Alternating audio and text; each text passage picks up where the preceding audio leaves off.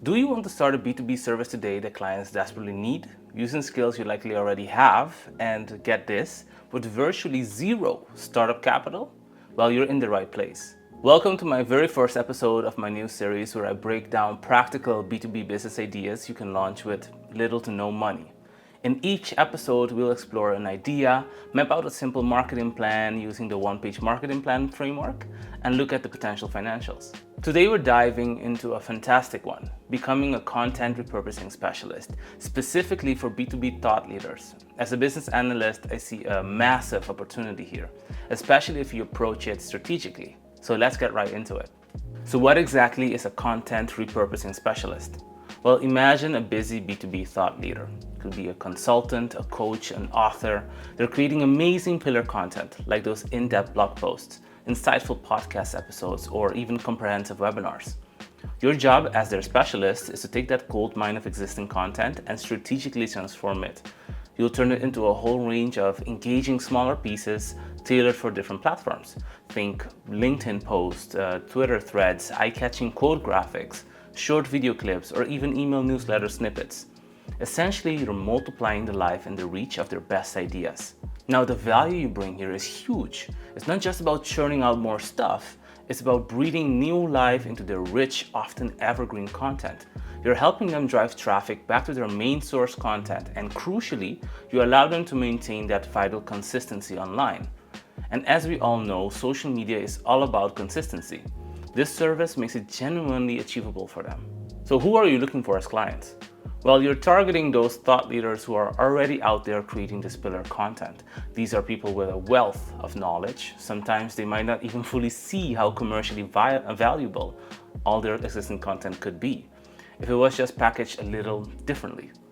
Your sweet spot is finding someone who already has a library of content but admits, I just don't know how to use it best on social media, or I honestly don't have the time. That existing content base makes your job and theirs so much easier from day one. And what kind of services can you offer? Think about it. One single podcast episode could become 5 key takeaway quote cards, a short audio perfect for LinkedIn, a concise summary for their newsletter, and even a series of discussion starting questions for Twitter.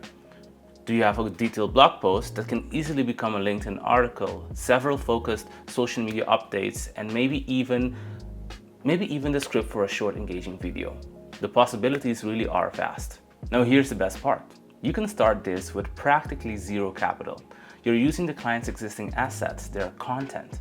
Your main tools are your creativity, your understanding of different social platforms, and a few free or freemium software options. Remember this, don't go out and buy all the fanciest tools immediately. There's so much you can achieve with just Canva to start with. Later on, perhaps a social media scheduling tool, but definitely start lean. And yes, you can subtly use AI tools, many free ones like Gemini Pro and Google Workspace, or free tiers of others, to help with initial summarization or brainstorming repurposing angles. But a word of advice here, drawing from my previous discussions on AI, don't overcomplicate it. Use AI as your helpful assistant, not as the core of your human-led strategic service. Okay, so you've got this great low capital idea, content repurposing specialist. But how do you actually get clients? That's where a solid marketing plan comes in. We're going to be using Alan Dibb's one-page marketing plan as our guide. Not as a rigid rulebook, but as a fantastic framework to help us design the business and think strategically. It's broken into 3 main phases: what you do before you have a lead, what you do during the lead process, and what happens after someone becomes a client. Let's make this super practical. Alright, so kicking off with the before phase. This is all about identifying and attracting your ideal prospects. First, it's absolutely crucial to clearly define who your ideal client is. We've talked about B2B thought leaders, but let's get even sharper. Don't just be general.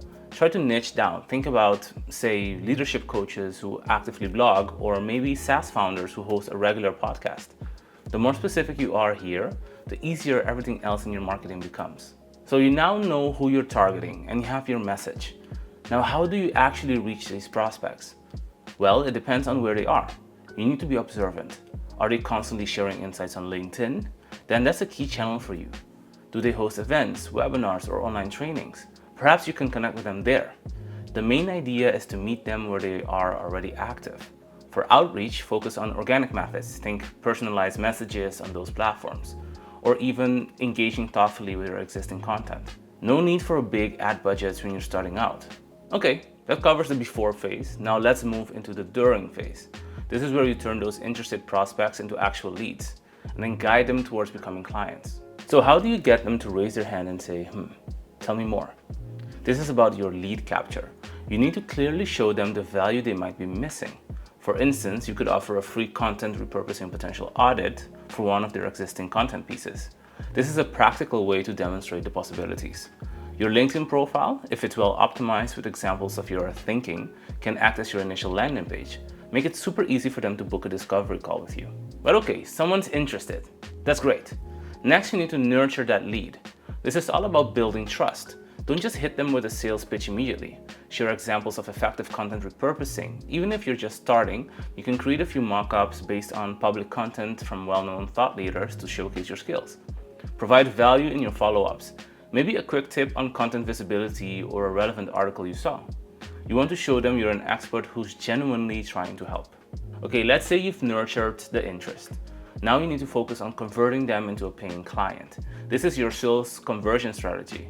Have clear service packages, maybe a podcast multiplier pack or a blog booster bundle. Use a simple proposal that focuses on the value you deliver, not just the tasks. And remember that great analogy. Everybody consumes content differently. Some like cookies, some like cake, others only pizza. Your job is to show them how you'll take their core ingredients, their expertise, and package it into all these different formats to reach everyone they want to reach. That clear value proposition can give them that final push they need. Finally, let's talk about the after phase. This is so important. It's all about keeping clients happy and growing your business through them. Once someone becomes a client, delivering a world-class experience is paramount. From the very beginning, set crystal clear expectations. I always find it powerful to ask clients, by the end of this project or our first month, what needs to have happened for you to feel truly happy with the result? Often this ties back to a specific metric or outcome. Once you know that, you can make sure you deliver on that specific expectation. Clear goals make success much easier to achieve. And you don't want clients to be just a one-time project. Think about increasing their lifetime value. You could start small, perhaps repurposing just one type of their content. Then, as you deliver great work and build that trust, you can branch out. Offer to repurpose into more formats or across different platforms. You could even offer to consult on how they create their pillar content in the first place to make it even more repurposable right from the start. Always be thinking about how you can add more ongoing value. And lastly, but also importantly, let's talk about referrals. Happy clients are your absolute best marketing tool. If you've set clear expectations and consistently delivered high quality work, they will be happy. And listen, you don't need to be their best friend to get referrals. They just need to see you as a reliable professional who delivers what you promise. When you've achieved that, don't be shy. Ask them if they know one or two other thought leaders who might also benefit from your services. We've covered a lot of ground on how to find and attract your ideal clients. Before we jump into the next crucial part, the numbers, the financials, and what you can actually earn with this business, if you're getting value out of this step-by-step guide and you want to see more B2B ideas broken down just like this one, do me a quick favor. Hit that like button below, it really helps the channel out, and if you haven't already, make sure you click that subscribe button and the notification bell so you don't miss any episodes in this series in the future. Awesome, thank you so much for that. Now that you have a solid plan for marketing your content repurposing specialist service, let's get into the really exciting part, the money. What can you earn? What are the very minimal costs? And what do those financials look like? All right, let's talk money. Specifically the financials for your new content repurposing specialist business. This is where it gets really exciting, especially with such a low capital venture. First up, pricing your services. Now, this is highly dependent on the client and the exact scope of work, as you can imagine. But here are a few common and effective ways you could structure it. You could offer defined packages, for example, a podcast starter pack where you take one episode and turn it into, say, 10 different assets for a fixed fee. Another option is a monthly retainer. This could be a baseline fee for repurposing a certain number of content pieces each month, with options to add on more content types or greater volume for an additional fee. Or you could even do periodic campaigns, like a 3-month intensive repurposing push for a client who has a specific launch or goal in mind. My advice here, when you're just starting, aim for accessible pricing. Your initial goal is to build your portfolio, get some great testimonials, and refine your process. Next, let's talk startup costs. And the great news here, as we've said, is that they are practically zero. You likely already have your computer and internet. And for tools, Canva's free version can genuinely do almost everything you need initially to create amazing repurposed assets. And ongoing costs, well, these are also minimal at first. As your business grows and you start earning, you might consider a few things. One is a professional email address using something like Google Workspace. A nice bonus here is that this often includes Gemini Pro, which can be a fantastic AI assistant for brainstorming repurposing ideas. You might upgrade to a Canva Pro subscription. This gives you more resources, more stock photos, and some really useful integrated AI features. And eventually, as you get more clients, a social media scheduling tool could also be a worthwhile investment. It's not essential immediately, but it can be a big time saver down the line. But now onto the real question, revenue. This depends so much on your clients, your pricing, and how many clients you take on. But honestly, with some time, effort, and a good portfolio, you could realistically be earning 5 to 10K a month, or even more, especially once you have clients and retainers. Imagine having just 5 clients paying you $1,000 a month. That's already a significant income. And because your costs are so low, especially at the start, your profit margin can be incredibly high, close to 100% gross profit if you're using free tools. That's a powerful position to be in.